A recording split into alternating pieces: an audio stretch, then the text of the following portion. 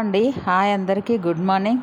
చూడండి పొద్దున్నే మాకు ప్రతిరోజు రెగ్యులర్గా మొలకలు చేస్తాము. కాకపోతే ఏంటంటే పిల్లలు ఉన్నప్పుడు మాత్రమే మొలకలలో పండ్లు ఏవైనా ఒక రకమైన పండ్లను వేస్తాము. చిన్న చిన్న ముక్కలుగా కట్ చేసి అట్లా వేస్తాము. లేకపోతే పిల్లలు లేకపోతే మాత్రం ఉత్తమ మొలకలే తింటాం మేము.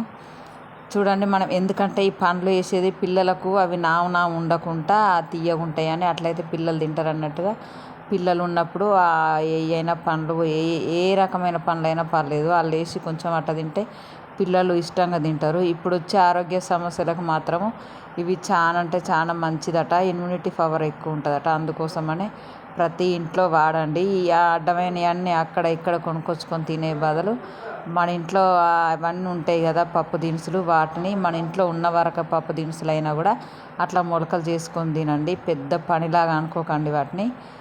ఈ వీడియో మీకు నచ్చినట్లయితే లైక్ చేయండి.